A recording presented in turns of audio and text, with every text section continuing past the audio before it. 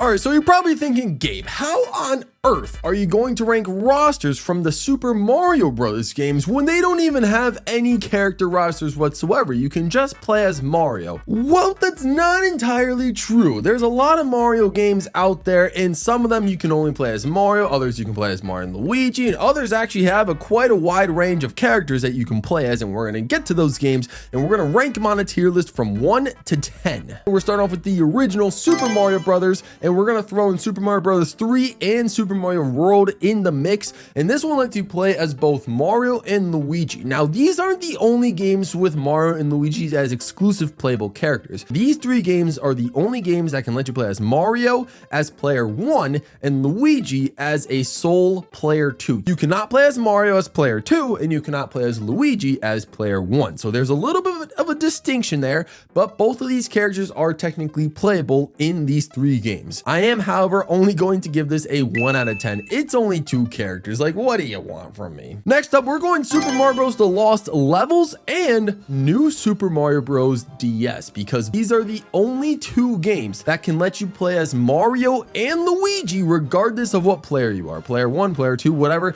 You can play as Mario and you can play as Luigi. They're both default, and throughout the entire game you can play as both characters or either characters, doesn't matter which one. I'm gonna give this a 2 out of 10 just because Luigi has enhanced playability and you can play as Luigi as player 1. Again, it's the same characters regardless. It's a 2 out of 10. Next up, we have our first game that doesn't include just Mario and Luigi as playable characters. We actually have a game that includes more. This is Super Mario Bros. 2, the USA version. And of course, we all know it has Mario, Luigi, Toad, and Peach. This one, all the characters actually have their own attributes. So Mario, he's your all-around character. He jumps fine, runs fine. Everything is fine with Mario. He's your average character. I like playing him as the best. But you got Luigi. He can jump so much higher than the rest of the characters, but he takes a while to start up and he has low traction, so he slips and slides everywhere. Toad, on the other hand, can't jump very high at all, but he is the fastest among all the characters, so he's pretty good for speed running levels that don't require much jumping at all. Peach has a floating capability where when she jumps, she can stay at her max height for a little bit of time before slowly floating back down. They don't really have that in future Mario platformer games, so it's really cool to see each of these characters have their own special abilities in a game as early as this, Super Mario Bros. 2. I'm giving this a 4 out of 10. All right, next up, we got to get to the games that you can only play as Mario. Luigi's not even an option. You can only play as Mario in these games. These games include Super Mario Land, Super Mario Land 2, 6 golden coins, Super Mario 64, and Super Mario Sunshine. I'm only giving these a 1 out of 10. It's all I can give. If I could give a Mario and then a Luigi player 2 a 1 out of 10, then I have to give the ones where you can just play as Mario a 1 out of 10. But I want to say something first. In the case of Super Mario Sunshine, Mario can ride on these Yoshis, right? I should have mentioned this when I was talking about Super Mario World. However, I'm not including a rideable Yoshi as a playable character in this instance. I considered it, but I decided against it because if you ride on a Yoshi and he's a rideable character, but you can't control him solo, then he's not really a playable character. He's more so a power-up in that instance. So that's kind of the distinction I'm making, and hence why I didn't include Yoshi as a playable character in Super Mario World, and why I'm not including Yoshi as a playable character in Super Mario Sunshine. But when we get to later games, for example, Super Mario Bros. Wonder, Yoshi will be counted as a playable character. But for this instance, in Sunshine's instance, Yoshi's not a playable character, so I'm throwing Sunshine with the rest of these games. One other quick game that I gotta just briefly mention is Wario Land, because it is Super Mario Land 3. It technically counts, it's in the series, but this one you can only play as Wario, and of course, I'm giving it a 1 out of 10. There's really no other way to put it. All right, next we're gonna get to games that you can play as Mario in, but also, Luigi is an unlockable character in these games, and you can't play as Luigi from the start of the game. You can only play as him later on. These games include Super Mario Galaxy, Super Mario 3D Land, New Super Mario Bros. 2, and Super Mario Bros. 35. I know the game is dead, but I decided to include it anyway. These 4 games, yes, you can start as Mario, but you won't have access to Luigi unless you either do something to unlock him or just progress far enough in the story to be able to play as Luigi. I'm also going to rank this at 2 out out of 10, the same rating as being able to play as Luigi in player 1. You do eventually get that, but you just have to work a little bit to get to it. And then these games act the same as the other games. You can play as Mario and Luigi. Luigi is not exclusive to player 2 in these games. That's why they're not a 1 out of 10, but instead are a 2 out of 10. All right, now we're gonna finally start getting into some of the more interesting games, okay? Hope you guys are staying with me in this one. And if you're liking it so far, definitely make sure to subscribe to the channel. Really helps me out. First up is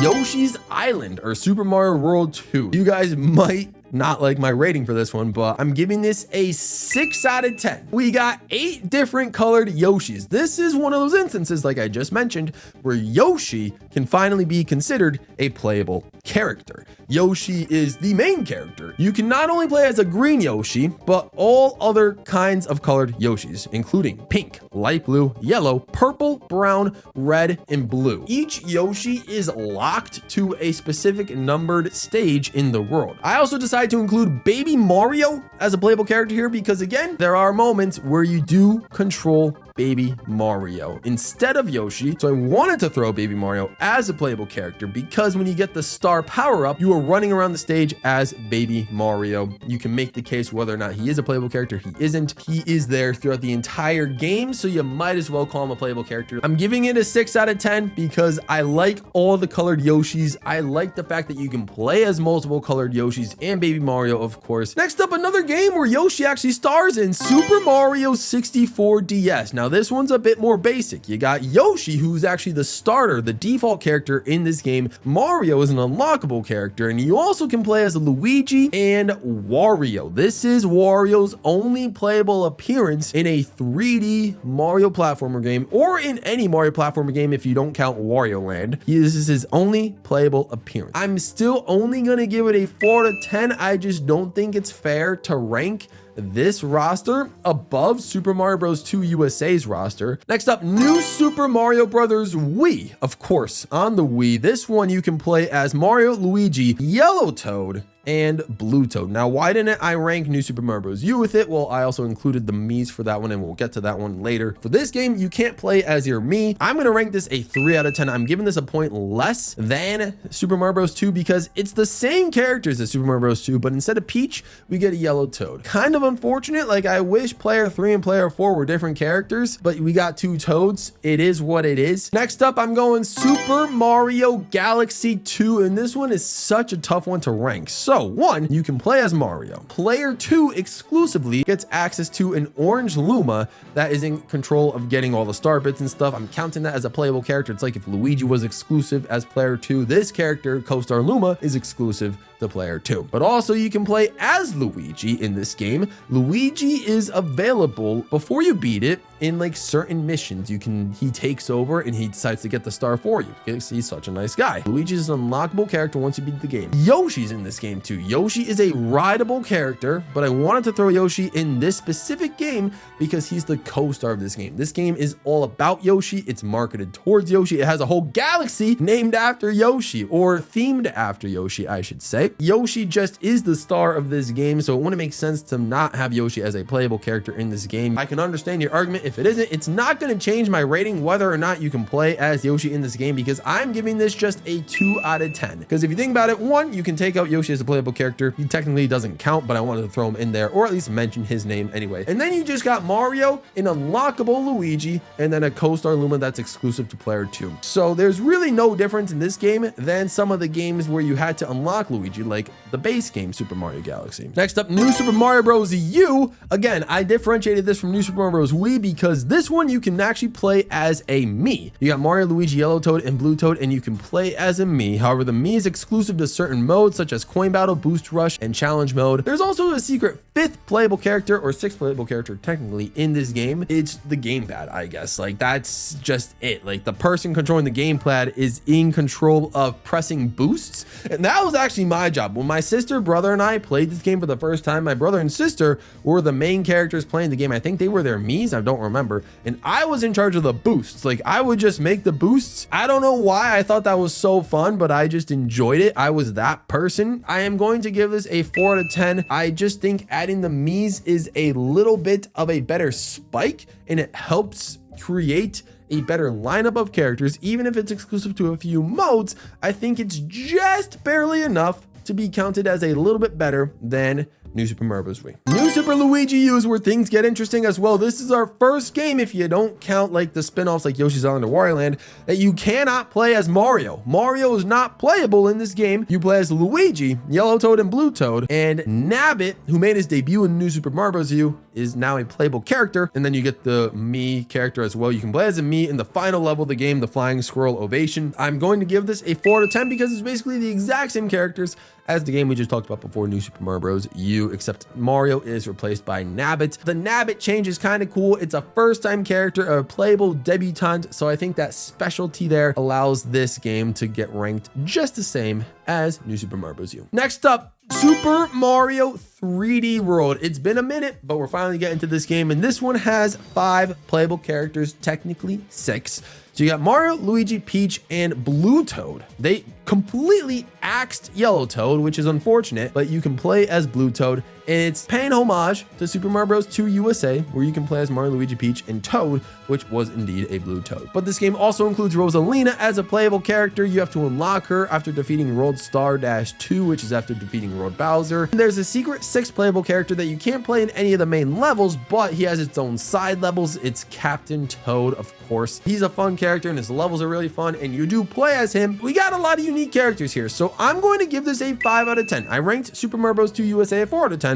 This one gets a 5 out of 10. You get the addition of Rosalina and then Captain Toad for his exclusive levels. I think that is enough to easily get over a point. Next up, another spin-off game, Captain Toad Treasure Tracker. You can play as Captain Toad and you can play as Toadette or Captain Toadette, however you want to put it. You play the entire first story as Captain Toad, then the entire second story as Captain Toadette, and then I think you go back and forth in the third story, if I remember correctly. I'm going to give it a 2 out of 10 because eventually player 1 does get to play as both characters, and 2 characters allows for 2 points. That's how I look at it. Next up, this is a very, very interesting game to rank, and I'm curious to see where you guys would rank this game, but I'm talking about Super Mario Maker. Now, you're probably thinking, yeah, you can only play as Mario. Correct. That being said, there is a power-up in this game that allows you to play as literally anybody. You can play as almost anybody in the Mario universe. You can play as almost anybody that has ever been playable in Smash Bros, at least Smash Bros up to Smash Bros Wii U at the time. And then you got a bunch of weird, wacky, random characters. There's like palette swaps for Mario as well. And then just a bunch of weird characters from different series entirely that some make sense, some don't. But the fact that they went out of their way to include that power-up with over 150 costumes, 153 to be exact, I feel like it has to give a little bit more points than that. I find this one really hard to rank. I could give it a 1 out of 10 if I just wanted to talk about that it only includes Mario as a playable character, but I feel like I would be doing a disservice to the fact that there are 153 costumes in this game that you can play. I'm gonna go ahead and give this a 5 out of 10. I know I shouldn't be rating power-ups, but this power-up is almost too good not to include. I'm sorry. Let me know where you would put it though. Get into the nitty-gritty of things, and now I have a very sort of controversial game for you guys. One that you guys probably completely forgot existed, but one that is definitely gonna get a high rating. Super Mario Run. I don't know if you guys know this, but there are 11 playable characters. This is the most amount of characters you can play in a platformer Super Mario game up until this point. This game launched in 2016. You have Mario, Luigi, Peach, regular Toad, Toadette, 5 different colored Yoshis. Green Yoshi, red Yoshi, who's actually the hardest character to unlock in this game, blue Yoshi, yellow Yoshi, and purple Yoshi. And in future DLC, which only came out like a couple months later, Daisy became an unlockable character. They each have their own attributes, like the Yoshis can flutter jump, Peach can float, Daisy can do a double jump, which is incredible. Toad and Toadette, I think, are just like faster in a way. Luigi has a higher jump. Mario's just standard, you know, it is what it is. I'm gonna give this an 8 out of 10. It's our highest rating, and feel free to get mad at me, but 1, there's plenty of video left, so it might not be by the end of the video, who knows? But 2, I mean, come on, even though it's a mobile game, you gotta respect it for having 11 playable characters. Remember, this is the one game that Nintendo released for iOS and Android that did not have microtransactions. It was based on Nintendo's original plan for mobile devices, which was to include the $10 price tag to have access to the entire game. That was it. If you pay that $10, you do not have to pay a single cent more to have access to everything that game had to offer. So it's a fair game, 11 characters, 8 out of 10. Now, speaking of controversy, here we go. Super Mario Odyssey. You didn't think there was controversy in this one, but it's sort of the same thing as the Mario Maker controversy I'm talking about. So you can play as Mario. Cappy is a player 2 option. If you have a player 2 or assist mode or whatever, that person can freely control Cappy. You can also capture characters. I think this is slightly different from power-ups because these captures can be accessed at any time, and some of these captures include Bowser, Yoshi, Chain Chomp, a T-Rex. 52 of those are captures. And then you got various costumes for Mario. And again, a lot of them are just cosmetic costumes, but some of them resemble characters that were playable in previous games, including Dr. Mario is an option. You can play as Gold Mario, who has been his own separate character. We've talked about this in Mario Golf World Tour and Mario Kart 8 Deluxe. And then Super Mario 64's Metal Mario. All that being said, it makes this incredibly hard to rank because should I count the captures? Should I count the costume changes resembling different characters? I'm going to give this a 7 out of 10. I don't know. How do you guys think about it? It's a very interesting concept, whether to count these as like playable characters or not.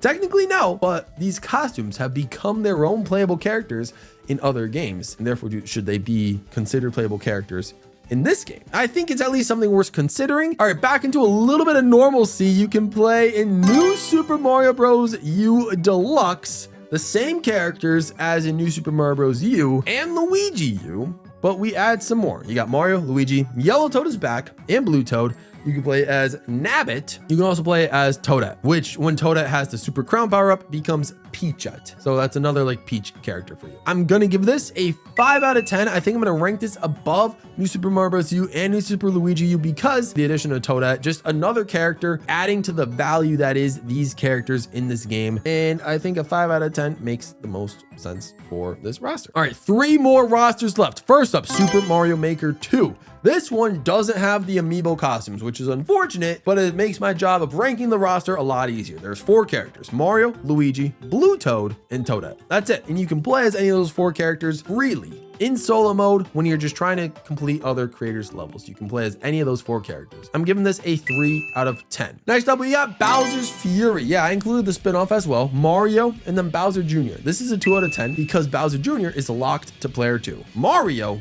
is locked to player 1. It's great to have Bowser Jr. as a character option, but he's just he's just there. 2 out of 10. Last but not least, hopefully you guys have made it this far in the video, and definitely make sure to subscribe and like if you are enjoying this type of content. We have Super Mario Brothers Wonder, and this one, of course, advertised to have 12 characters. It was incredible. Mario, Luigi, Peach, Daisy, making her first platform debut if you don't count Super Mario Run. Yellow Toad, Blue Toad, Toadette, Yoshi, Red Yoshi, Yellow Yoshi, Light Blue Yoshi making his platformer debut. If you don't count Yoshi's Island, he was not in Super Mario Run. And then Nabbit. Nabbit and all the Yoshis are easy mode characters. Like, they cannot lose a life to an enemy, but they can also not gain power-ups. So that's their distinction. All these characters pretty much act the same as far as I know. They had to make all the characters play the exact same, which I completely understand. We have 4 Yoshis, 3 Toads, and then 5 standard characters. I think that is a brilliant set of characters. This has the most characters I've seen in a Mario platformer game. I'm giving this a 9 out of 10 because not only does it have the most characters, it has a very good quality set of characters. Mario, Luigi, Peach, and Daisy are incredible, and so is Nabbit. And then you got a good selection of Yoshis and Toads. Just a brilliantly balanced roster for this game. So that was it. That was my list. Let me know what you guys think. Which game should I have ranked a little bit higher? Which game should I have ranked a little bit lower? Thank you all for watching. Thanks to my members for your extra support. It really means the world to me. It allows me to keep doing this and, you know, helps me stay motivated to make videos for you guys. So thank you so much for your support. Thank all of you guys for watching. Subscribe if you are new. Stay all pro. And I'm out of here.